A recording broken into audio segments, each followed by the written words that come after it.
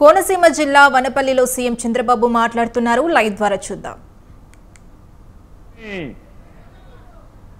తమ్ముళ్ళు ఒక విషయం గుర్తుపెట్టుకోవాలా, మీరు ఇప్పుడు కూడా భూతం ఉంది. ఆ భూతాన్ని పూర్తిగా భూస్థాపితం చేస్తే తప్ప ఈ రాష్ట్రానికి ఎవరు మళ్ళీ రారు. ఆ విషయం మీరు గుర్తుపెట్టుకోవాలి. మళ్ళీ అంటా ఉంది ఆ భూతం లేచి నేను వస్తానని. ఏం చేస్తారు? ఏం చేస్తారు తల్లి? మీకు మంచి కావాలంటే, మీ భవిష్యత్తు ఉజ్వల భవిష్యత్తు కావాలంటే ఇలాంటి భూతాల్ని పూర్తిగా భూమిలో చిరస్థాయిగా ఏం చేయాలి? పాతేయాలి. కాంక్రీట్ కూడా వేయాలి మళ్ళా లేకుండా. అప్పుడే ఇది సాధ్యం అవుతుంది. ఇప్పుడు ఉన్నాడు మిత్రుడు పవన్ కళ్యాణ్ గారు. నేను పోతే మీరు ఒక విషయం చూడండి. మాకంటే గొప్ప వ్యక్తి, పెద్ద చదువుకున్నాడా, నెత్తిన రూపాయి పెట్టి ఆలం వేస్తే ఒక్క పైసాకు పోడు. అలాంటి వ్యక్తి ఏమేం చేశాడో మీరే చూశారు. అందుకే ఈరోజు నేను మిమ్మల్ని అందరినీ కోరేది, మా ఆలోచన ఒకసారి కంపేర్ చేసుకోవాలి. 2014-19లో 27,444 కిలోమీటర్లు సిమెంట్ రోడ్లు వేశాం. మనం ఉండుంటే 100% సిమెంట్ రోడ్లు అయిపోయేటివి. 5 ఏళ్లలో 6,643 కిలోమీటర్లు వేశారు. మీ గ్రామాల్లో చెత్త ఉంది. ఆ చెత్త కూడా ఒకప్పుడు మీరు చూస్తే మరుగుదొడ్లు లేకుండా రోడ్డు మీద చెత్తేసి రోడ్ని మరుగుదొడ్డుగా వాడుకున్న రోజులవి.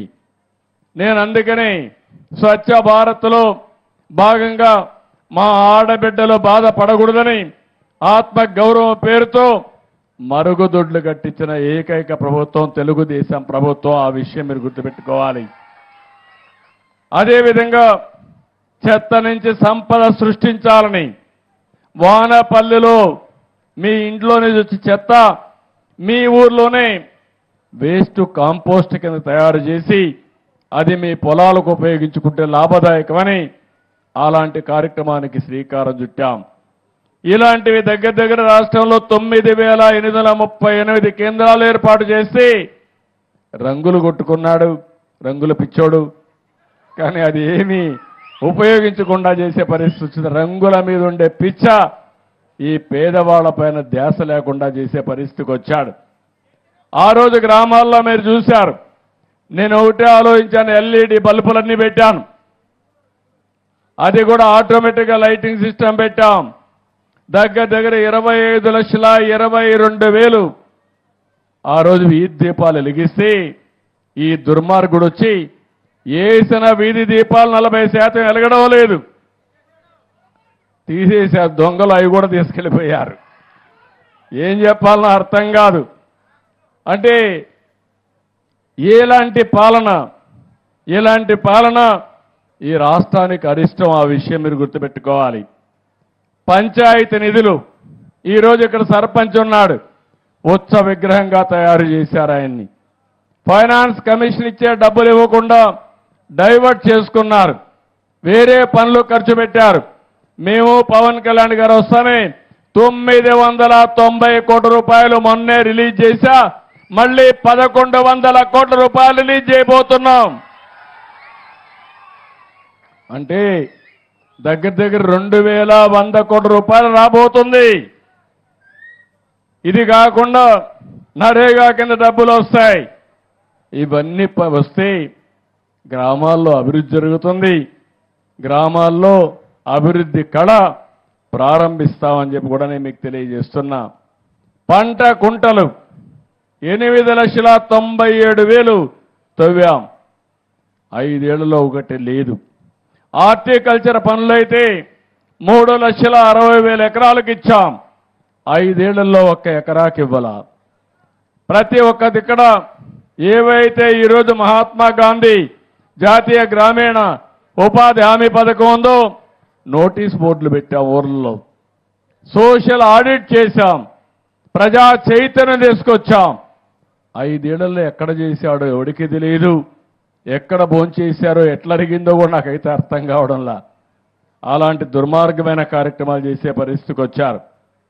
ఎన్టీఆర్ జలసిరి కింద 32,693 బోర్లేసి పంప్ సెట్లు పెట్టాం. ఈయన కూడా మాట్లాడి 2,550 పంప్ సెట్లు మాత్రం పెట్టే పరిస్థితికి వచ్చారు. ఆ రోజు మీరు చూస్తే ఓడిఎఫ్కి వెళ్ళాం. 18లోనే ఓడిఎఫ్ డిక్లేర్ చేసి ఓడిఎఫ్ ప్లస్ అనే కార్యక్రమంతో ముందుకు పోతే కనీసం వచ్చిన డబ్బులు స్వచ్ఛ భారత్లో ₹1 ఖర్చు పెట్టుకునే పరిస్థితులు లేరు. అందుకే నేను మిమ్మల్ని అందరినీ ఒకటే కోరుతున్నా, ఈరోజు రాబోయే 5 సంవత్సరాల్లో 17,500 కిలోమీటర్లు సిమెంట్ రోడ్లు అయిపోతున్నాం. ఈరోజు ఈ గ్రామంలో వానపల్లిలో ఒకటే హామీ ఇస్తున్నా, ఈ 2-3 ఏళ్లలో ప్రతి ఒక్క వీధికి సిమెంట్ రోడ్ వేసే బాధ్యత మాది. మట్లో తిరిగే పని లేదు. ఏం తమ్ముడు? అన్ని గ్రామాలు ఇక్కడే కాదు, వానపల్లె కాదు, వానపల్లి పంచాయతీ రాష్ట్రంలో అన్ని పంచాయతీలు చేస్తాం. 5 ఏళ్లలో మీ ఇంటికి పోవాలంటే ఎక్కడి నుంచి వచ్చినా మట్టి అంటకుండా మీ కాళ్ళు నేరుగా ఇంటికి పోయేట్టుగా చేసే బాధ్యత మాది. ఎందుకు ఇది సాధ్యం కాలేదని నేను అడుగుతున్నా. ఇంకో పక్క మీరు ఒకసారి చూస్తే ఇది అవుతానే సిమెంట్ డ్రైన్స్, ఏవైతే గ్రామంలో మురికి కాలువలు కావాలి, మురికి కాలువలు లేకపోతే సిమెంట్ రోడ్లు వచ్చిన తర్వాత ఆ నీళ్లని ఇంటి ముందరుంటే చాలా భయంకరంగా ఉంటుంది. అందుకే మురికి కాలువల పైన ప్రాధాన్యత పెడుతున్నాం. 10,000 కిలోమీటర్ల మురికి కాలువలు నిర్మాణం చేసే బాధ్యత తీసుకుంటాం. వానపల్లి కానీ పంచాయతీల్లో కానీ ఒకటే హామీ ఇస్తున్నా, ఈ గ్రామాలన్నింటిలో 100% మురికి కాలువలు నిర్మాణం చేసే బాధ్యత తీసుకుంటామని చెప్పి కూడా నేను మీకు తెలియజేస్తున్నా. ఇది కాకుండా ఇంకో పక్కన 2,500 కిలోమీటర్ల బీటీ రోడ్డు వేస్తాం. 4 లక్షల ఎకరాల్లో నరేగా పనులు చేస్తాం. 5 లక్షల పంట కుంటలు దోతాం. ఇవి కాకుండా మీ పశువుల కోసం షెడ్లు కట్టడానికి ఆవులుంటే ఆవులకు కానీ, గేదెలుంటే గేదెలకు కానీ, మేకలకు కానీ షెడ్లు కట్టడానికి ఆ రోజు ఆర్థిక సహాయం చేశాం. మళ్ళీ రాష్ట్రంలో ఒక పద్ధతి ప్రకారం చేస్తాం. 1,50,000కు శ్రీకారం చుడతాం. ఈ గ్రామంలో నేను వచ్చాను కాబట్టి 100% ఎవరెవరికి షెడ్లు కావాలో కట్టించే బాధ్యత మాదని మీ అందరికీ హామీ ఇస్తున్నా. ఈ కార్యక్రమమే కాకుండా చెత్త నుంచి సంపద సృష్టించే కార్యక్రమం. మనం చెత్తని రోడ్ల మీద వేసి తగలబెట్టి ఆ వాసన, ఆ స్మెల్ లేకపోతే ఆ పొగ చాలా భయంకరంగా ఉంటాయి. అందుకే నేను ఆలోచించింది, ఆ యొక్క చెత్తను తీసుకెళ్ళి ఏవైతే వేస్ట్ కాంపోస్ట్ దగ్గర ఆ షెడ్లో పెట్టి, కొన్ని దాంట్లో సీసాలు ఉంటాయి, కొన్ని ప్లాస్టిక్ ఉంటాయి, ఇవన్నీ రీసైక్లింగ్ పంపిస్తాం. అక్కడ కాంపోస్ట్ చేసి ఆ ఎరువులు మళ్ళీ ఎక్కడ అవసరమైతే అక్కడ ఇచ్చే కార్యక్రమం చేస్తాం. నరేగా కింద దగ్గర 15 కోట్ల నుంచి 21,50,00,000కు పని దినాలు పెంచుతున్నాం. కూలీని కూడా రేటు కూడా పెంచుతున్నాం. నేనే ఒకప్పుడు తలసరి ప్రతిరోజు వాళ్ళ ఆదాయం దిన కూలీ నేనే పెంచాను. ఇప్పుడు ఇంకా ధరలు పెరిగాయి. పెరిగిన ధరల కోసం ఇంకా పెంచాల్సిన అవసరం ఉంది. అది కూడా పెంచుతామని చెప్పి కూడా నేను మీకు తెలియజేస్తున్నా. ఇవన్నీ కూడా ఈ కార్యక్రమాలే కాకుండా ఇంకో పక్క మీరు ఒక్కసారి చూసినప్పుడు నేను ఒకటే ఆలోచిస్తున్నాను. ఈ గ్రామ సభలో మీ అందరికీ ఈరోజు గ్రామ సభలో మీకు చాలా అవసరాలు ఉన్నాయి. ఆ అవసరాల్ని ఏ విధంగా అటెండ్ చేయాలనో దానికి కూడా ఒక యాక్షన్ ప్లాన్ తయారు చేస్తాం. అది తయారు చేసి ఏ విధంగా చేయాలనో చేయడం కోసం ముందుకు పోతాం. ఇప్పుడు నేను ఒక మాట చెప్పాను, ప్రతి ఒక్క కుటుంబానికి కరెంట్ ఉండాలి. ఇల్లుండాలి, ఇంటి జాగా ఉండాలి. అందుకే ఇంటి జాగా విషయంలో ఒకటే చెప్పాను, ప్రతి ఒక్క కుటుంబానికి గ్రామీణ ప్రాంతాల్లో 3 సెంట్లు, పట్టణ ప్రాంతాల్లో 2 సెంట్లు ఇచ్చే బాధ్యత మాదని మేము చాలా స్పష్టంగా చెప్పాం. ప్రతి ఒక్కరికి ఇల్లు కట్టిస్తాం. ఇప్పుడే ఆ రోజుల్లో తీసుకున్న నిర్ణయం ప్రకారం ఈ ఊర్లో కూడా ఒక 600 మందికి ఇళ్ళు లేవని కలెక్టర్ గారు 610 మంది ఇళ్ళు చెప్పాడు. ఈ 610 ఇండ్లు ప్రారంభించి పూర్తి చేపించే బాధ్యత మాదని మీ అందరికీ హామీ ఇస్తున్నా.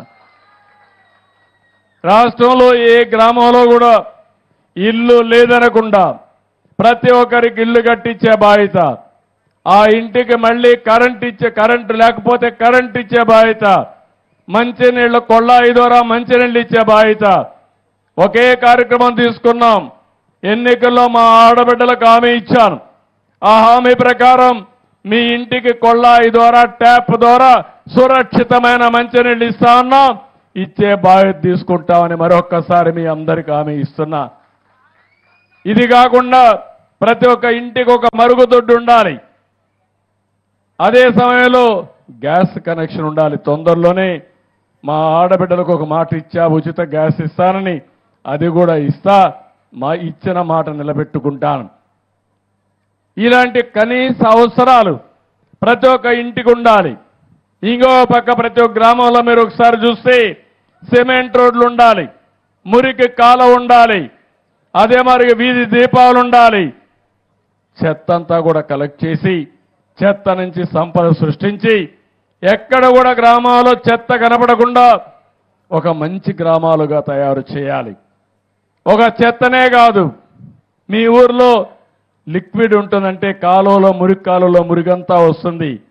దాన్ని కూడా ఏ విధంగా చేయాలనో, ఎక్కడ కూడా దోమలు ఈగలు వాలకుండా మీకు ఆరోగ్యంగా ఉండాలంటే ఆ మురుగునీరు కూడా డిస్పోజ్ చేయాల్సిన అవసరం ఉంది.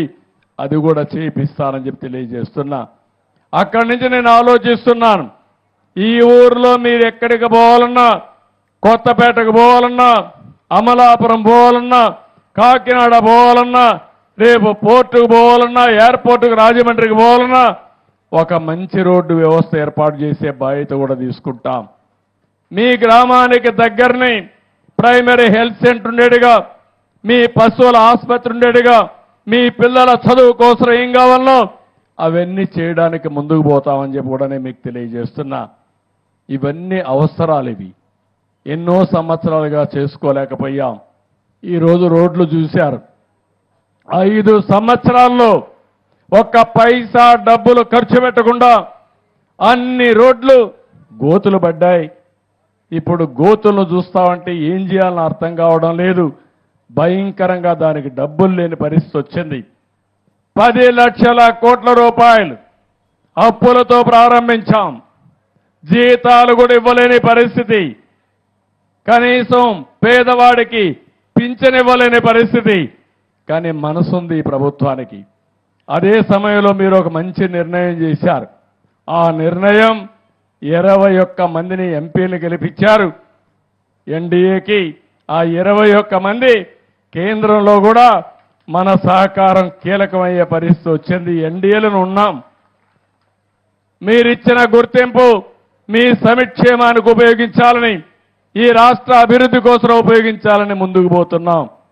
అందుకే ఇవన్నీ కూడా ఒక నిర్దిష్టమైన కార్యక్రమాలతో ఈరోజు ఒక దీనికోసం ముందుకు పోయే పరిస్థితికి వచ్చాం.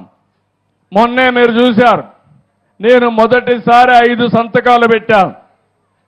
మొదటి సంతకం మా తమ్ముళ్లకు ఉపాధి కల్పించడానికి డిఎస్సి, మెగా డిఎస్సి 16,347 ఉద్యోగాలు ఇప్పిస్తున్నాం. రెండోది పెట్టుబడులు తెస్తాం. నేను ఒక మాట ఇచ్చాను, నా ఆలోచన అంతా ఈ యువతకు ఉపాధి కల్పిస్తే ప్రపంచాన్ని జయించే శక్తి ఈ పిల్లలకు ఉంది. అది చేసి చూపిస్తానని చెప్పి కూడా నేను మీ అందరికీ హామీ ఇస్తున్నా. ఇది కాకుండా రెండో సంతకం ల్యాండ్ టైటిలింగ్ యాక్ట్ రద్దు చేసని పెట్టా. మీరందరూ చూస్తున్నారు. ఇప్పుడు కూడా మీది పట్టాదారు పుస్తకం మీది. మీ నాన్నో మీ తాతో భూమి ఇచ్చాడు. బొమ్మ ఎవరిది? బొమ్మ ఎవరిది అంటున్నా. ఇది న్యాయమా ఇది అని అడుగుతున్నా మిమ్మల్ని. వాళ్ళ తాత ఇచ్చాడా? వాళ్ళ నాన్న ఇచ్చాడా మీకు ఆ భూమి? కాదు. వేస్తే మీ ఫోటో వేయాలి దానిపైన. అందుకే నేను ఒకటే ఆలోచించాను, అది కూడా నిర్ణయం చేశాం. రాజా ముద్రతో మళ్ళీ పట్టాదారు పాసు పుస్తకాలకు మీకు ఇచ్చే బాధ్యత మాది. గవర్నమెంట్ ఎంబ్లం ఉండాలి తప్ప వ్యక్తుల పెత్తనం కాదు, వ్యక్తుల అయిష్టాలు కాదు. ఇంకో పక్కన ల్యాండ్ టైటిలింగ్ యాక్ట్ తీసుకొచ్చాడు. అది చూస్తే నాకే భయం వేస్తా ఉంది. నా భూమి కూడా నా పేరుతో ఉండదు ఆ చట్టంగా అమల్లోకి వస్తే. అలాంటి ఒక భయంకరమైన చట్టాన్ని తీసుకొచ్చాడు. ఆయన సాక్షిలో ఉండే గుమస్తాలు పెట్టుకుని మీ భూమి ఎవరికి కావాలంటే ఒకటి రాయిస్తే ఇంకా మీరు కోర్టుకు పోవాలంటే కూడా లేకుండా నేరుగా వానపల్లి నుంచి అమరావతి హైకోర్టుకు రావాలి. ఎంతమంది వస్తారు హైకోర్టుకు అని అడుగుతున్నా. ఇలాంటి దుర్మార్గమైన ఆలోచనలు మనందరి జుట్టు పట్టుకొని ఆడించాలనుకుంటే భగవంతుడు ఇప్పుడు అతన్ని ఎక్కడ పెట్టాలో అక్కడ పెట్టే పరిస్థితికి వచ్చారు. అది చరిత్ర అని చెప్పి కూడా నేను మీకు తెలియజేస్తున్నాను. అందుకే నిన్న మొన్న అంటున్నాడు, మీరు హోదా ఇవ్వలేదు కానీ ఆయనకు హోదా కావాలంటే ప్రతిపక్ష హోదా. ప్రజలు ఇస్తే వచ్చేది హోదా, ప్రజలు గెలిపిస్తే వచ్చేది పదవి. అట్లా కాకుండా దబాయిస్తేనో నేరాలు చేస్తేనో బెదిరిస్తేనో వచ్చేది కాదు. అవునా కాదా అని మిమ్మల్ని అడుగుతున్నా. ఇలాంటి తప్పుడు పనులతో వచ్చే పరిస్థితికి వచ్చాడు. సామాజిక పింఛన్లు, నేను దానికి ఒక పేరు కూడా పెట్టా. పేదల సేవలో మొదటి తారీఖు ప్రతి ఒక్క ఆఫీసరు, ప్రతి ఒక్క పాలిటీషియన్ మొదటి తారీఖున దర్శనం చేసుకోవాల్సింది పేదవాళ్ళ దర్శనం చేసుకోవాలి. వాళ్లకు పింఛన్ ఇవ్వాలి. 3,000 రూపాయలు పింఛన్ ఉంటే ఒకేసారి 4,000 రూపాయలు పింఛను పెంచిన పార్టీ ఎన్డీఏ గవర్నమెంట్. అవునా కాదా అని మిమ్మల్ని అడుగుతున్నా. ఆ రోజు అన్నారు ఈ పింఛన్ ఇవ్వాలంటే వాలంటీర్లు ఉండాలని. వాలంటీర్లు లేకుండా ఉన్నారని దగ్గర మంచి మేలో జూన్లో మీరు చూస్తే 35 మందిని చంపేశారు ముసలివాళ్ళని ఎండలో తిప్పి. నేనన్నా ఒక గంట నాకు అధికారం ఉంటే ఏం చేస్తానో చేసి చూపిస్తానని చెప్పి ఈరోజు మీరు చూశారు. తొలి రోజే 99% పింఛన్లు ఇచ్చాం వాలంటీర్లు లేకుండా ప్రభుత్వ యంత్రాంగంతో. అవునా కాదా? అసాధ్యం అని చెప్పి మాయ మాటలు చెప్పారు, అది సుసాధ్యం చేశాం. నేను అందుకని ఎవరైతే వికలాంగులు ఉన్నారో 3,000 నుంచి 6,000 చేశాం. ఇంకో పక్క కొంతమంది పాపం జీవితాంతం సఫర్ అవుతూ ఎయిడ్స్ వచ్చినా కిడ్నీ పోయినా అవస్థ పడితే వాళ్ళకి 10,000 ఇచ్చాం. కొంతమంది లేచి తిరగలేని వాళ్ళకి 15,000 రూపాయలు నెలకు పింఛన్ ఇచ్చిన పార్టీ ఈ ఎన్డీఏ ప్రభుత్వం అని చెప్పి కూడా నేను మీకు తెలియజేసి 15,000 ఇస్తున్నాం. ఎందుకంటే వాళ్ళు తిరగరు, వాళ్ళకు సేవ చేయాలి, వీళ్ళకు కూడా కూలిపోతుంది. అలాంటప్పుడు వీళ్ళని ఆదుకోవాలనే ఉద్దేశంతో 15,000 ఇచ్చాం. నేను ఒకటే చెప్తున్నా, భవిష్యత్తులో కూడా మొదటి తారీఖున మీకు అందరికీ పింఛన్లు ఇస్తాం.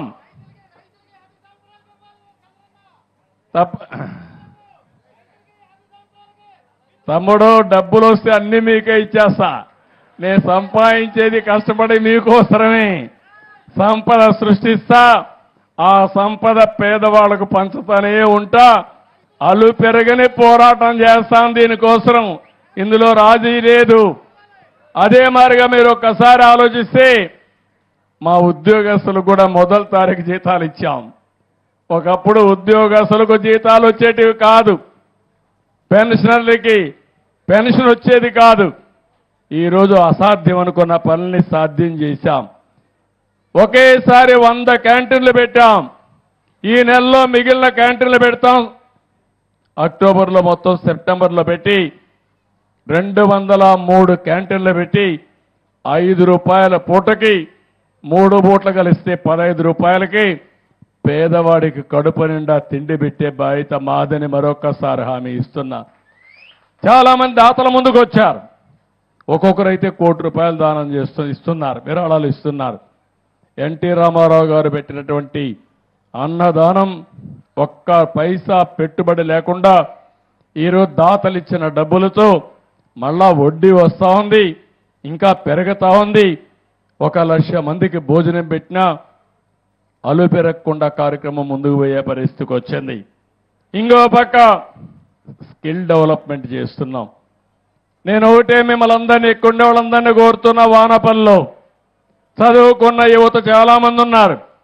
కానీ ఉద్యోగం కావాలంటే కొన్ని నైపుణ్యాలు కూడా కావాలి. ఆ నైపుణ్యాన్ని మనం నేర్చుకోవాలి. అది నేర్చుకుంటే మీ ఆదాయం రెట్టింపు కానీ ఎక్కువ ఆదాయం వచ్చే పరిస్థితి వస్తుంది.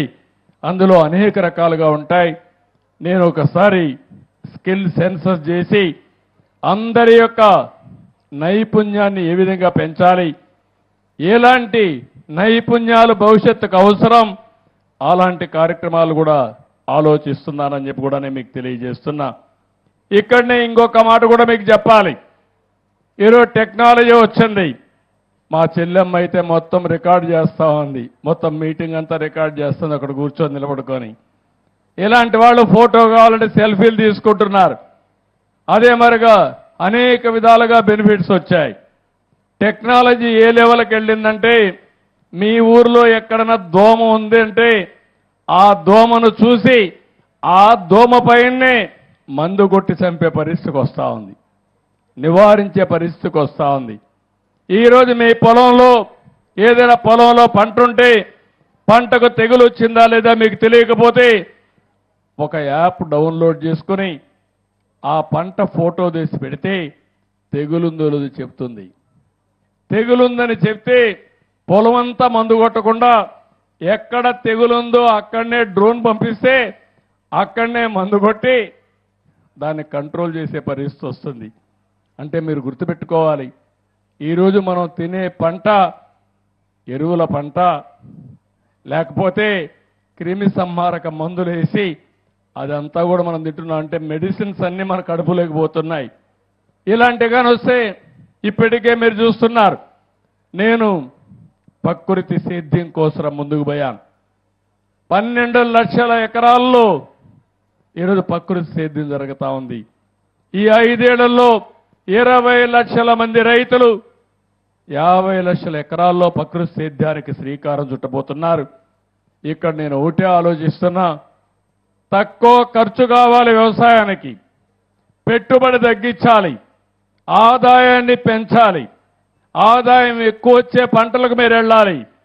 ఇలాంటి వినూత్నమైన ఆలోచనలు ఈ గ్రామ సభలో చేస్తే మీ ఆదాయం పెరుగుతుంది, తద్వారా మీ జీవితాలు బాగుంటాయని చెప్పి కూడా నేను మీకు తెలియజేస్తున్నా.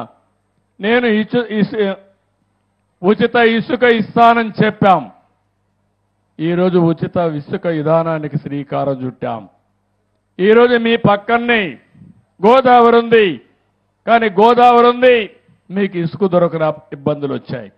భవిష్యత్తులో ఒకటే హామీ ఇస్తున్నా, మీ ఇంటికి మీరు మీ పంచాయతీలో ఇసుక కావాలని ఒక లెటర్ పెడితే మీ ఇంటికే వచ్చే విధానానికి శ్రీకారం చుడతా. ఖర్చులు అక్కడ సీనరేజీ, ఆ ట్రాన్స్పోర్ట్ తప్ప ఒక్క పైసా భారం మీ మీద పడకుండా ఎక్కువ మీకు ఇసుక సరఫరా చేసే బాధ్యత మాదని మీ అందరికీ హామీ ఇస్తున్నా. దీంట్లో చిన్న చిన్న సవాళ్లు ఉన్నాయి. కొంతమంది ట్రాన్స్పోర్టర్లు కోరుతున్నా, మీరు కూడా గుర్తుపెట్టుకోవాలి, మీ వ్యాపారాలు జరగాలి కానీ పేద ప్రజల్ని వేధించే మార్గం ఉండకూడదు. మీరు రావడం 2-3 రోజులు ఆ లారీ అక్కడ పెట్టుకోవడం, అక్కడి నుంచి 2 రోజుల వెయిటింగ్ ఛార్జీలు కూడా ఎవరైతే వినియోగదారు ఉన్నాడో ఇసుక కావాలని వాళ్ళు ఎత్తినేసే పరిస్థితికి వచ్చారు. అందుకే నేను ఒకటే మాట చెప్పాను, ఎవరు కావాలన్నా ఇసుక బుక్ చేసుకుంటారు, లారీ వస్తుంది, ఆ లారీలో 1 గంట లోడ్ చేస్తారు, నేరుగా తీసిపి వదిలేసి వస్తారు. ఒక నూతనమైన విధానానికి శ్రీకారం చుట్టాం. సెప్టెంబర్ 11 నుంచి ఈ విధానానికి శ్రీకారం చుట్టి ఇప్పుడు కూడా రిజిస్ట్రేషన్ చేసుకోమన్నాం.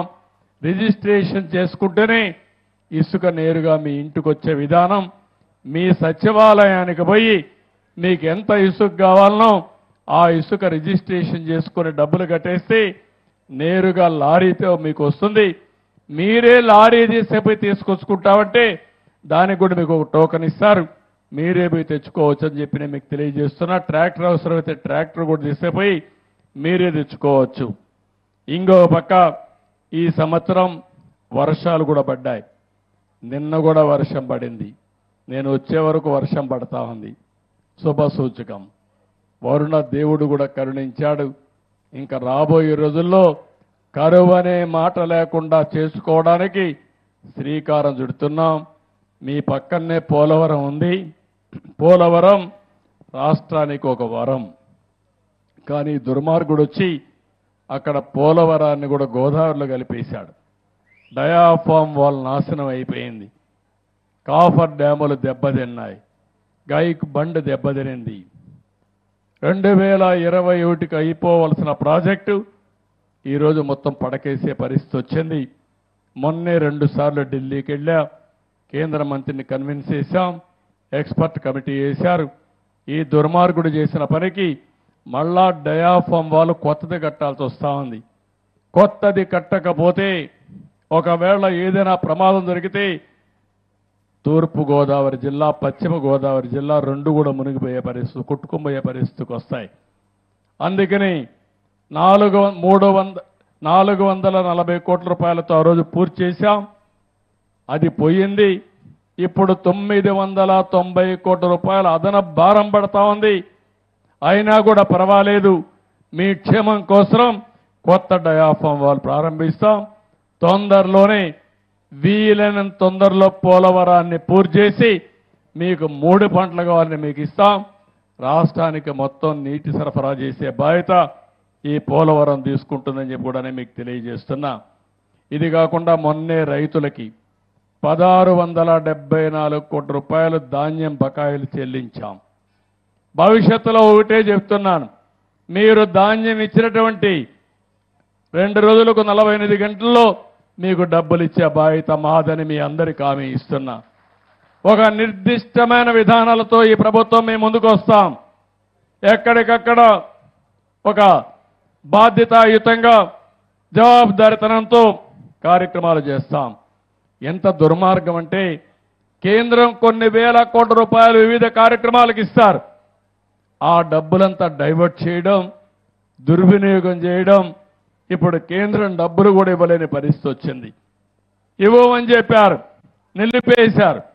మొన్న నేను ఢిల్లీకి పోయి అడిగితే మీ రాష్ట్రంలో మేము ఇచ్చిన డబ్బులకు అకౌంట్ చెప్పడం లేదు, ఏమైనా మాకు తెలియదు, కాబట్టి మేము డబ్బులు ఇవ్వమంటే దానికి కూడా జవాబుదారితనం తీసుకుని ఎప్పటికప్పుడు ఆ డబ్బులన్నీ పే చేసి మళ్ళా ఆ అకౌంట్స్ అని తీసి వాళ్ళకి ఇచ్చి కొత్తగా డబ్బులు కూడా తీసుకొస్తున్నామని చెప్పి కూడా నేను మీకు తెలియజేస్తున్నా. ఇలాంటివన్నీ కూడా మనం చేసి మనం ముందుకు పోయే పరిస్థితికి వచ్చాం. ఇక్కడికి వచ్చినప్పుడు ఒక విషయం మీరు గుర్తుపెట్టుకోవాలి. ఈ గ్రామానికి వచ్చినప్పుడు ఇక్కడ సమస్యలు కొన్ని ఉన్నాయి. ఈ సమస్యల్ని ఇప్పుడే మన వాళ్ళు ఒక 10 కోట్ల రూపాయలకి 16 వర్కులు ఇచ్చారు మొత్తం పంచాయతీ అంతా. ఈ గ్రామంలో సీసీ రోడ్లు 12 వేయాలని, 9.3 కిలోమీటర్లు వేయాలని, దీనికి 5,60,00,000 అవుతుంది. అదే మరిగా మురికి కాలువలు 5 చేయాలని, 4.5 కిలోమీటర్లు చేయాలని, దీనికి 2.2 కోట్లు అవుతుంది. అంటే 2,20,00,000 అవుతుంది.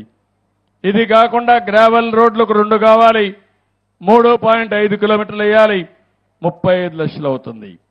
ఇది కాకుండా 10 ఏవైతే నేను చెప్పానో పశువులకు కావలసిన కొట్టాలు వేయడానికి 25 లక్షల రూపాయలు అవుతుంది. దగ్గర దగ్గర 10 మంది 10 ఎకరాల్లో హార్టికల్చర్ పెట్టుకుంటామన్నారు. దీనికి 10,50,000 అవుతుంది. ఇది కాకుండా మీరు చూస్తే అవెన్యూ ప్లాంటేషన్ వీటన్నిటికీ దగ్గర దగ్గర 8 లక్షలు అవుతుంది చెట్లు పెట్టడానికి. ఇంకో పక్కన పని కల్పించడానికి ట్రెంచులు తవ్వడానికి ఒక 9 లక్షలు అవుతుంది. అదేవిధంగా కొంతమంది రెయిన్ వాటర్ హార్వెస్టింగ్ కోసం ఒక 5.5 లక్షలు అవుతుంది. కమ్యూనిటీ సోక్ పిట్స్ అంటే ఈ నీళ్లన్నీ ఎక్కడికక్కడ సింక్ చేయడానికి, దీనికి కూడా ఒక 1,20,000 అవుతుంది. ఇవి కాకుండా కొంతమంది ఇండివిజువల్గా మేము కూడా దూకోవాలన్నారు మరుగుదొడ్డు కోసం. అలాంటి వారికి సోకు పెట్టి దోగితే ఒక 60 లక్షలు కావాలన్నారు. ఇవి కాకుండా ఇంకొక పక్క దగ్గర దగ్గర 600 మీటర్లు మట్టి మురం రోడ్డు కావాలన్నారు. దీనికి కూడా 3,60,000 అవుతుంది. ట్యాంక్ రిపేరుకు ఒక 12 లక్షలు అవుతుంది. కాలువల రిపేరుకి 4,85,000 అవుతుంది. బరియల్ గ్రౌండ్కి మొత్తం ల్యాండ్ చేసి కాంపౌండ్ వాళ్ళు కట్టాలంటే 1,20,00,000 అవుతుంది. అది కూడా ప్రపోజల్ పెట్టారు. ఇది కాకుండా ఫీల్డ్ కాలువలకి 46,000 అవుతుంది. అదే సమయంలో కాంపౌండ్ వాల్స్ కట్టాలన్నారు 10 లక్షలు అవుతుంది. మొత్తం కలిసి 16 పనులు, మొత్తం దీనికి 10,20,00,000 అవుతుంది. మీరందరూ ఒప్పుకుంటే ఈ సంవత్సరం ఈ 16 పనులు అన్ని గ్రామాల్లో పూర్తి చేసి మళ్ళా నెక్స్ట్ గ్రామ సభకు వచ్చే అవకాశం ఉంటుంది. ఈ పనులు కానీ మీరందరూ ఒప్పుకుంటే పూర్తి చేస్తారని చెప్పి కూడా నేను మీకు తెలియజేస్తున్నా. మీరందరూ కూడా చెప్పాల్సిన అవసరం ఉంది. మీ అందరూ కూడా ఆమోదయోగ్యం ఇవ్వాల్సిన అవసరం ఉంది. ఇది కాకుండా ఇంకొక పక్కన మీ గ్రామంలో చూస్తే ఆదాయం కూడా ఎప్పుడు కూడా డబ్బులు కావాలి. నరేగా డబ్బులు వస్తాయి. ఇంకో పక్క మీకు ఫైనాన్స్ కమిషన్ డబ్బులు వస్తాయి. వివిధ రూపేణ క్రమంలో మీ సర్పంచ్ కూడా బాగా పనిచేస్తున్నట్టున్నాడు. 3వ సర్పంచ్ అయినట్టు, ఒకసారి ఆయన భార్య మళ్ళా అయినట్టున్నాడు. అంటే ప్రజాదరణ పొందిన వ్యక్తి పంచాయతీ సర్పంచ్ కావడం సంతోషం. మనిషి సిన్సియర్గా ఉన్నాడు, నీతి నిజాయితీ కనపడొస్తున్నాడు. ఇది శుభ పరిణామం. మీ అందరికీ ప్రొఫెషనల్ ట్యాక్స్ కింద 2,76,111 రూపాయలు వస్తుంది. తలసరి ఆదాయం గ్రాంటు 1,14,480 రూపాయలు వస్తుంది. స్టాంప్ డ్యూటీ కింద 11,81,189 రూపాయలు వస్తుంది. హౌస్ ట్యాక్స్ ప్రాపర్గా కలెక్ట్ చేసుకుంటే 18,99,711 రూపాయలు వస్తాయి. మామిడి యార్డు మార్కెట్ వేలం వల్ల 5,06,54,350 రూపాయలు వస్తుంది. 15వ ఆర్థిక సంఘ నిధులు 72,84,005 రూపాయలు వస్తాయి. మొత్తం ఆదాయం చూస్తే 1,14,09,845 రూపాయల ఆదాయం వస్తుంది. కానీ ఊర్లో జనాభా కూడా 12,000 జనాభా ఉంది. పెద్ద గ్రామం. కొన్ని మండలాలు కూడా ఇంతే జనాభా ఉంటాయి. అలాంటి గ్రామం ఇది. ఇక్కడ మీరు చూస్తా ఉంటే 5,411 మంది మహిళలు ఉన్నారు. 5,544 మంది మగవాళ్ళు ఉన్నారు. ఓటర్లు 8,799 ఉన్నాయి. మొత్తం ఇళ్ళు 3,872 ఇళ్ళు ఉన్నాయి. చదువుకున్న వాళ్ళు 72%. ఇది కూడా 2011 సెన్సస్. ఇప్పుడైతే 90%, 95% ఉంటుంది. చాలా వరకు ఇంప్రూవ్ అయి ఉంటుంది. రైతులు 1,660 మంది ఉన్నారు. రైతు కూలీలు 2,368 మంది ఉన్నారు. దళితులు దగ్గర దగ్గర 3,404 మంది దళితులు ఉన్నారు. గిరిజనులు 53 మంది ఉన్నారు. గ్రామంలో భూమి 3,850 ఎకరాలు ఉంది. ఎన్ని కుటుంబాలు ఉన్నాయో అంత భూమి ఉంది. అంటే దగ్గర దగ్గర ఒక్కొక్క కుటుంబానికి 1 ఎకరా ఆవరేజ్ని వస్తూ ఉంది. ఇది ఈ గ్రామంలో ఉండే ఒక అసెస్మెంట్. ఇక్కడ మీరు చూస్తే సెల్ఫ్ హెల్ప్ గ్రూపులు, డాక్రా సంఘాలు నేనే పెట్టాను. ఓసారి నా ఆడబిడ్డలు నన్ను మర్చిపోయారు, కానీ నేను మాత్రం వాళ్ళని ఎప్పుడూ మర్చిపోలేదు. నా మానస పుత్రిక మా ఆడబిడ్డల డాక్రా సంఘాలని చెప్పి నేను మీకు తెలియజేస్తున్నా. ఎంతో మంది వచ్చారు, ఎన్నో ప్రయత్నాలు చేశారు, కానీ మా డాక్రా సంఘాలను ఏమీ చేయలేకపోయారు. మళ్ళీ హామీ ఇస్తున్నా, ఈ ఊర్లో 3,335 మంది 316 సొసైటీలు ఉన్నాయి. మిమ్మల్ని పైకి తీసుకొచ్చే బాధ్యత మాదని మరొక్కసారి ఆడబిడ్డలందరికీ హామీ ఇస్తున్నా. ఇళ్ళన్నీ ఇప్పుడు చెప్పాను, అవన్నీ కూడా పాతవన్నీ పూర్తి చేసి కొత్తగా ఇస్తాం. ప్రైమరీ హెల్త్ సెంటర్ ఒకటి ఉంది. ఎన్టీఆర్ వైద్య సేవ కార్డులు 1283 ఉన్నాయి. విద్యుత్ ట్రాన్స్ఫార్మర్లు అయితే 190 దాకా ఉన్నాయి. అయితే ఈరోజు నేను మీ అందరికీ ఇక్కడికి వచ్చినప్పుడు ఇంకొక విషయం కూడా మీకు చెప్పాలి. జీరో పావర్టీ అంటే ఈ ఊర్లో 100% పేదలు లేకుండా వాళ్ళని పైకి తీసుకొచ్చే బాధ్యత తీసుకోవాలి. నేను రాబోయే రోజుల్లో ఒక మిషన్ కింద ఆలోచిస్తున్నాను. టెక్నాలజీ యుగంలో ఉన్నాం, సంపద సృష్టిస్తున్నాం. కానీ సంపద అంతా కొంతమందికి వెళ్తా ఉంది, చాలామంది పేదరికంలో బాధపడుతున్నారు. అందుకే జీరో పావర్టీ అంటే ఎక్కడా పేదవాళ్ళు లేకుండా మొట్టమొదటిసారిగా వాళ్ళపైన శ్రద్ధ పెట్టి కనీస అవసరాలు వాళ్ళకిచ్చి కనీస ఆదాయం సంపాదించే మార్గం చూపించేదానికి శ్రీకారం చుడుతున్నాం. అందుకే ఒక మాట చెప్పాను, బాగా పైకొచ్చిన 10%, కింద నుండే 20%ని దత్తత తీసుకోవడం, వాళ్ళందరికీ అండగా ఉండడం, వాళ్ళకి ఆదాయం పెంచే మార్గాలు చూపించగలిగితే, ఆ పిల్లల్ని బాగా చదివించగలిగితే పేదరిక నిర్మూలన జరుగుతుంది. అందుకే మళ్ళీ జనవరిలో జన్మభూమి 2.0 తీసుకొస్తున్నారు. రెండోసారి జన్మభూమి. ఆ రోజు జన్మభూమిలో గ్రామానికి ఏం కావాలన్నా మీరు చేశారు. స్కూల్ బిల్డింగ్లు కట్టారు, రోడ్లు వేశారు, కాలేజీలు పెట్టారు, అనేక కార్యక్రమాలకు శ్రీకారం చుట్టారు. ఇప్పుడు కావాల్సింది మళ్ళీ జన్మభూమితో ఆ స్ఫూర్తితో ప్రపంచంలో ఎక్కడ మీరున్నా మీతో పుట్టిన వాళ్ళు ఇక్కడ ఉన్నారు, ఇంకా అవసరాలున్నాయి, మీరు కూడా రండి, అందరం కలిసి పనిచేద్దాం, ఈ గ్రామాన్ని అభివృద్ధి చేద్దాం, గ్రామంలో ఉండే ప్రజల్ని మనతో సమానంగా ముందుకు తీసుకుపోదాం. ఒక్క విషయం మీరు గుర్తుపెట్టుకోవాలి, 25 ఏళ్లకు మునుపు నేను ఐటీకి ప్రాధాన్యత ఇచ్చాను, మీ పిల్లల్ని చదివించమని చెప్పాను. కొంతమంది నన్ను చూసి నవ్వారు, ఐటీ అంటే అర్థం కాలేదు. ఈరోజు ప్రతి ఒక్కరి జోబీల్లో సెల్ ఫోన్లు ఉన్నాయి. నేను ఆ రోజు సెల్ ఫోన్ కోసం నేను ప్రయత్నం చేస్తా ఉంటే అందరూ నన్ను ఎగతాళి చేసి సెల్ ఫోన్ తిండి పెడుతున్నా అన్నారు. ఈరోజు సెల్ ఫోన్ తిండి పెట్టడం కాదు, భార్య లేకపోతే భర్త ఉండగలుగుతాడు, భర్త లేకపోతే భార్య ఉండగలుగుతుంది, కానీ సెల్ ఫోన్ లేకపోతే ఇద్దరు ఉండే పరిస్థితులు లేరు, పిచ్చి పడుతుంది. అంటే ఇది ఒక ఆయుధంగా తయారైంది. మంచి సాధన కోసం ఏ పని కావాలన్నా అన్ని సెల్ ఫోన్ ఉంటే అయిపోతాయి. ఎక్కడన్నా కొనుక్కోవాలంటే పేటీఎం మీరు పెట్టేసుకుంటే, లేకుంటే డౌన్లోడ్స్ పెట్టుకుంటే ఆటోమేటిక్గా డబ్బులు స్వైపింగ్ చేసి బిల్లు కూడా ఏది చేస్తారు, తీసుకొని వెళ్ళిపోతూ ఉంటాం. క్యూఆర్ కోడ్ వాడుతున్నాం, ముందుకు వెళ్ళిపోతున్నాం. ఎప్పుడన్నా చీకటి వచ్చి కరెంటు పోతే టార్చ్ లైట్గా పనిచేస్తుంది మీ ఫోనే. ఇలాంటి ఒకటి కాదు, ఇక్కడి నుంచి మీరు ఇంకా మీటింగ్ టైం అవుతా ఉంది, ఒక అర్ధ గంటకు లేటుగా వస్తారని మీ మిస్సెస్కి ఫోన్ చేసే పరిస్థితి వస్తున్నారు. ఇంట్లో వాళ్ళకి మెసేజ్లు పెట్టుకోవచ్చు. అనేక లాభాలు రాబోతున్నాయి. ఇటీవల కాలంలో యునైటెడ్ నేషన్స్ ఒక సర్వే చేశారు. భారతదేశంలో టెక్నాలజీ అడాప్ట్ చేసుకుని పేదరిక నిర్మూలన జరిగింది. ఆఫ్రికా దేశాలు కూడా టెక్నాలజీ అడాప్ట్ చేసుకోమని సజెషించే పరిస్థితికి వచ్చారు. పెను మార్పులు వస్తున్నాయి రాబోయే రోజుల్లో.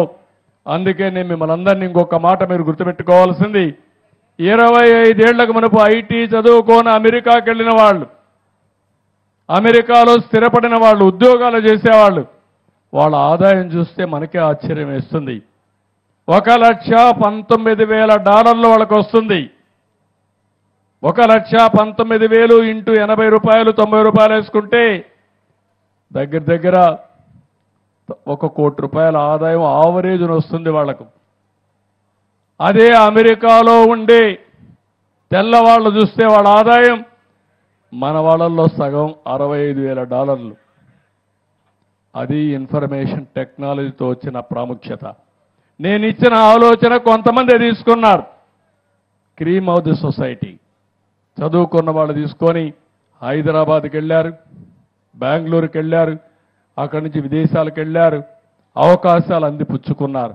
ఇప్పుడు నా ఆలోచన అది, ప్రజల్ని ఒక ఆస్తిగా చూడాలని, ఒకప్పుడు ప్రజలంటే భారం అనుకున్నాం.